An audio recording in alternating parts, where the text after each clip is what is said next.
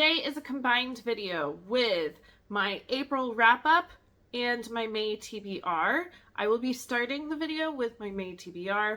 If you want to skip ahead and get to my April finished books, I will try to remember to put the timestamp down below. But before we get started, welcome to this House of Walls. My name is Ashley, and on this channel I love to share all things homeschooling and books. Today is books. There has been a lot of homeschool content lately, and that's just the season, but there's definitely going to be times where I don't have as much homeschool content to make, and I love sharing and talking about books, so that's what this channel is. Before I get started, I'm going to take a sip out of my cute cat mug, and then we're going to talk about books that I need to read for book clubs, and then I think that I only have 2 series that I am carrying over right now. I have been working hard at finishing some series because I have some series on my shelves that I really need to get to and want to, but I don't like having a bunch of open series. So I'm working on that. I am part of 2 in-person book clubs. So the first one, for the month of May, we are going to be reading The Poisonwood Bible by Barbara Kingsolver. I'm really excited to read this. Last year I read Demon Copperhead, and it was one of my favorite books. This one will be super fun to get into. My other in-person book club, technically this book is for the month of April, but we aren't meeting until kind of into the second week of May, so I haven't started it yet. I'm counting it as kind of the May book, but that is The Girl Who Was Taken. It is a psychological thriller. We'll see. I'm kind of over psychological thrillers right now. It's not my first choice, but this is what was voted, and so I will be checking it out. And then I have been very loosely following our booked book club picks for this year. I read, you can't see it, it is down here. I read the one for January and really liked it. I haven't read the others, but for May, it is Salt to the Sea by Ruta Sepetys. I have read one of her other books and really enjoyed it and have been wanting to pick up more of her books, but just haven't been able to, so this gives me a reason to pick it up. And then I think right now my only currently open, not finished book series, I have the Murderbot Diaries, so I have book 2, I do have book 3, they are not long, I just haven't made them a priority lately. And then I have Emily Wilde's Map of the Otherlands. I read the first one, I think I carried it kind of over from December to January and really liked it. I just haven't gotten to this one yet, but that's okay. This series is not done. Book 3 will be coming out at some point. I haven't quite looked up when. So these are my 2 series that I am carrying over. If they get onto my TBR, great. If not, they will still go onto my book cart and hang out there. I do also on my book cart have all of my spring books that I picked out to read during the spring. Those are not going to go onto my monthly TBR, but I can still pull as I want. On that note, let's get into our little TBR jar here. I didn't do a TBR jar pick for the month of April because I did a book series bingo, which kind of went okay. April is a little bit of a slumpy month. You'll see that later in the video. But I am so happy to be back into the TBR jar, and let's see. I think I'm going to pick 6. I like to have a big selection of books that I can pick from. I won't get to all of them, but that's okay. Alright. Let's get... Ooh. Alright. Multiple time periods. Alright, let me look and see. It took me a second to go through all of my books and find multiple time periods. Obviously, there's a lot of historical fiction that I could pick, but I don't really want to pick a historical fiction kind of right off the bat. Fantasy, I don't know, they tend to not have multiple time periods. So I did find Before the Coffee Gets Cold. Sorry, my copy is really shiny. I'm going to count this as multiple time periods. It is about a coffee shop that you are served a cup of coffee and can travel to a different time. You just have to be back before your coffee gets cold. So, this is my first pick. All right, pick number 2. Dig down. This one. Oh, highest rated on Goodreads. Okay, I'm gonna have to pause the video and go look because I record on my phone.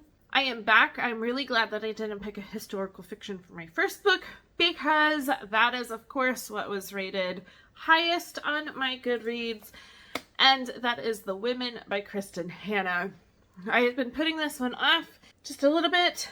It's still very much a new release, but I know that Kristen Hanna will suck me into the story and rip my heart out and stomp on it. But I am really excited to read this. It is not a World War II historical fiction, which is fantastic. This does follow a nurse as she goes to Vietnam. I am really happy to put this one on my list and get to it and check it out. All right, let's keep going. And let's get this one.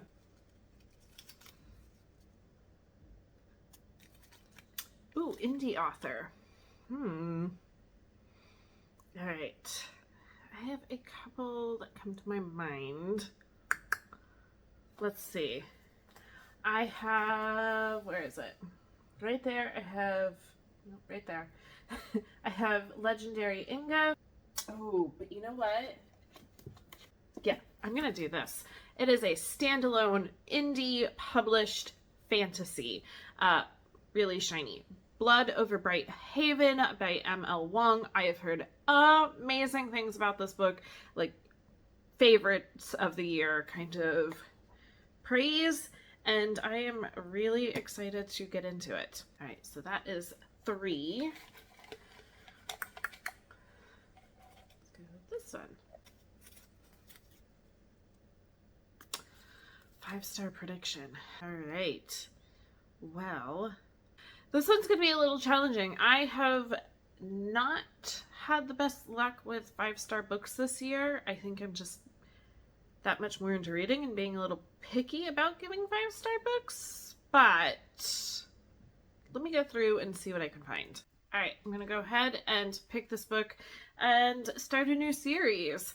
So, I am picking Jade City by Fonda Lee. This is book 1 in the Green Bone Saga. I have heard amazing things about this series and have been wanting to check it out for a while. So, here is pick number 4. Let's get to 5. Let's go. I think I have 2. No, I have 1. Okay.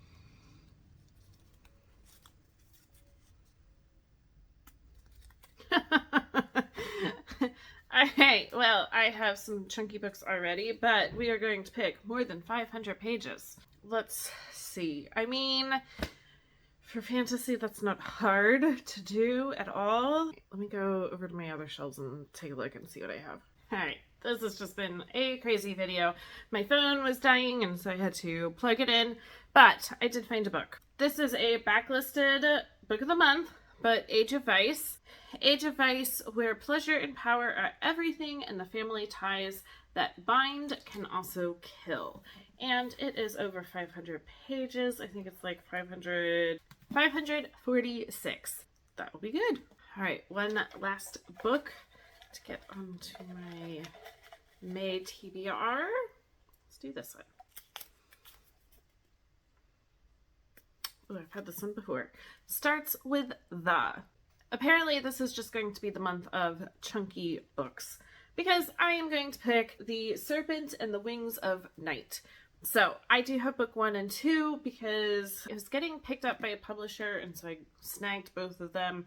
And I'm excited to check it out. I think it has vampires involved in it. I'm up for a kind of fantasy, romantasy kind of book. Alright, so here is my TBR. I am really happy to have these books picked. I think this is going to be a good mix of some books. I'm going to be starting a couple new fantasy series, and then I have a bunch of standalones in here as well. So I think it's going to be a good mix. These didn't make it on, but they always stay on my cart because I am in the middle of them. Plop those at the top, and then the 3 other books. There we go. That's what I'm going to be picking from to read in the month of May. So in the next clip, I will be talking about the books that I finished for April. It's a couple days later, so let's talk about what I read for the month of April. So April was, in a sense, it was kind of a slumpy month, but I also read an almost 1,000-page book.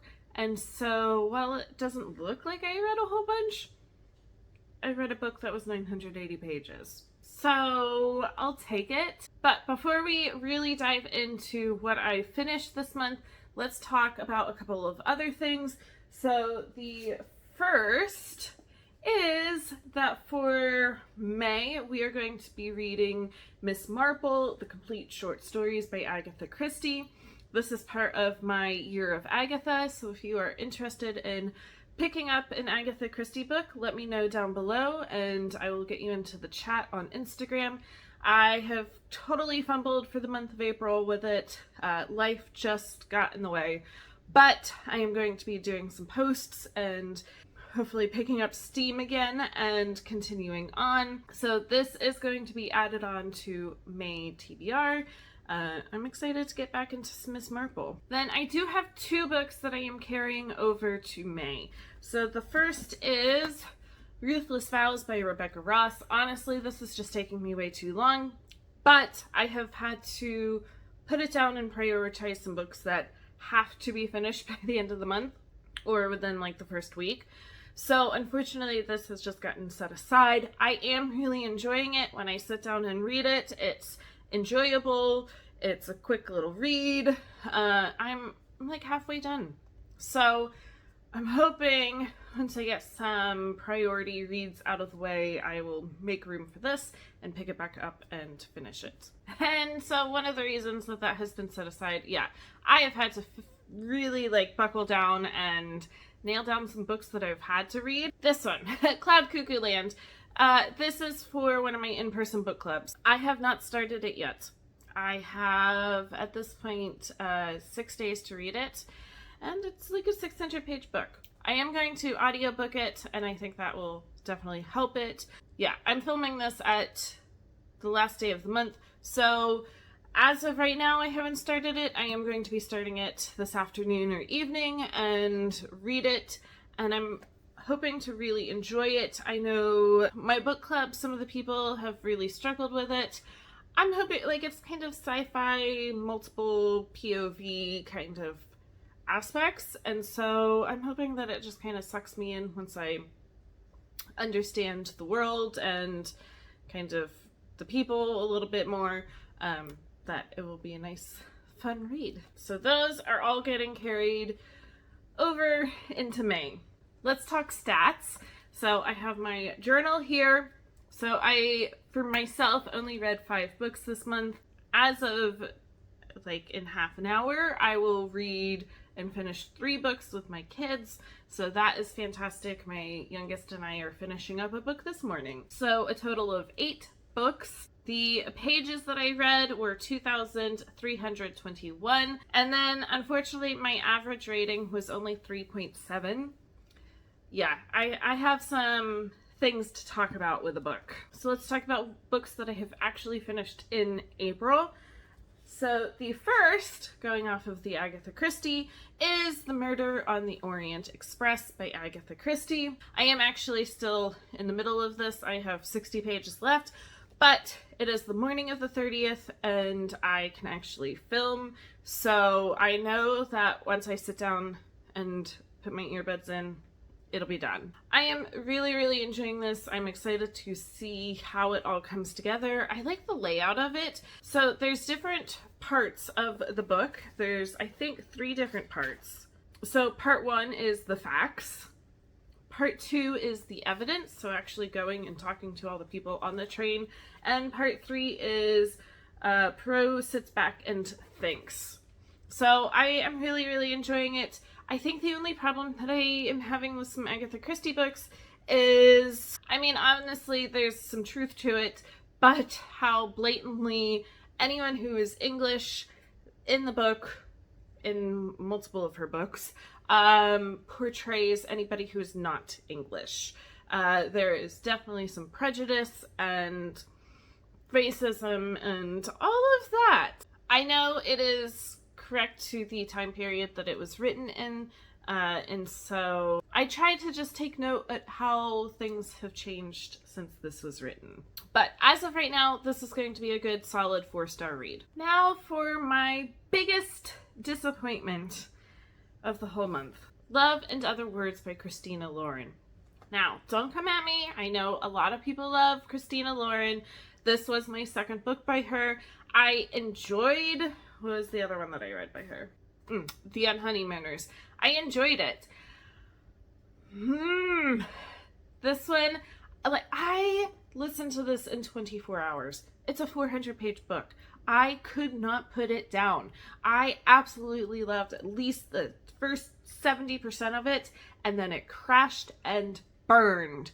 I couldn't get around the tropes that were brought in at the end, and just, now, I don't have a lot of trauma and loss of parents and things like that in my life, but honestly, if somebody had said, wait, we need to sit and talk, just hear me out for 5 minutes, this book would be half as long. Like, the now timeline wouldn't even exist. All that to say, I gave it 2 stars. It was an absolute 5-star read until the last 30% of it.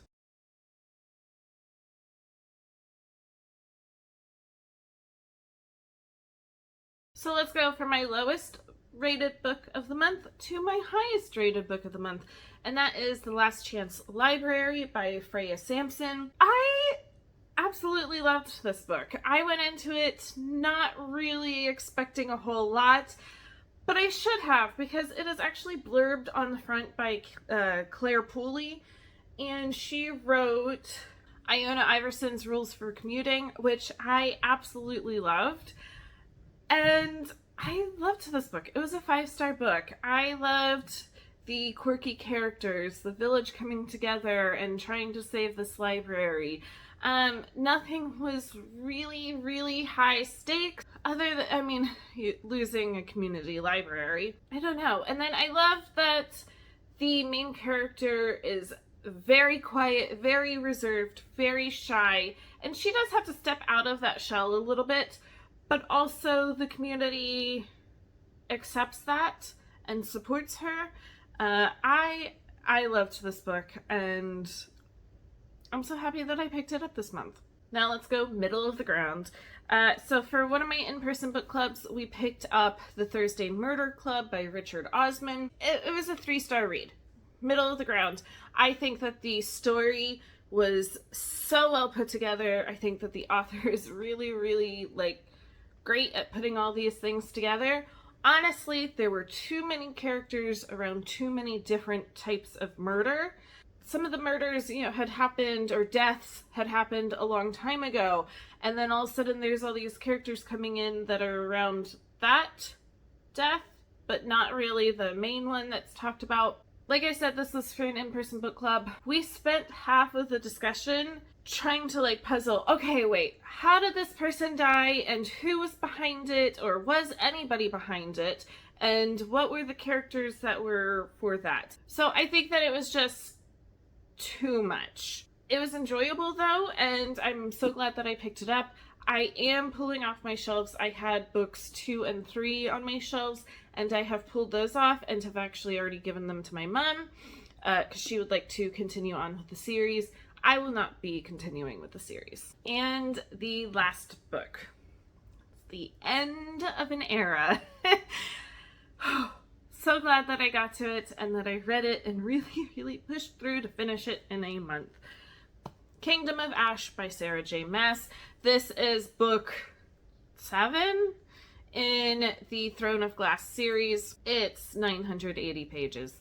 It is a chunk of a book. I think I'm giving it a 4-star book. It does tie everything back together, but honestly, I was about 600 pages in and really burnt out. Like, there's so many characters that are all off on their own missions that we're 600 pages in and we're not even to like the big main thing yet. And yes, it all comes together and ties together, and all these characters do end up all in the same place for the same reason. It just took a really long time in this book to get there. I am happy that I read it. I am happy that I stuck with this series. There's some things that came out in this that was really, really exciting. And so I am excited to eventually get to Crescent City. I am going to take a pause and read some other series though. They are all, you can't really see, there's the bottom of one. They are all stacked up there. Will I keep this whole series? I think for a little time I will. And then, honestly, they take up a lot of room. And I think that there's somebody out there that would really, really enjoy the series more than I did. I think for the series as a whole, I think I would give it like a 3.5 stars. I think that Sarah J. Maas developed her writing a lot more as the series went on, but maybe I'm not the target audience anymore. That's okay. I'm really glad that I did it. So here are the books. Like I said, it was not a big reading month. It was just, we're busy. We are almost at the end of our homeschool year, and so our calendar is actually really full right now. So the fact that I finished these 5 books is amazing. That is it. That is what I have for my May TBR and for what I read in April. I kind of like the setup of having both videos in one, so let me know down below. Do you prefer separate or all together? On that note, I'm gonna go chug some coffee and get some schoolwork done with my kids. As always, if you like this or anything else that I post here on this channel, please make sure to like and subscribe down below, and I will be back for more soon.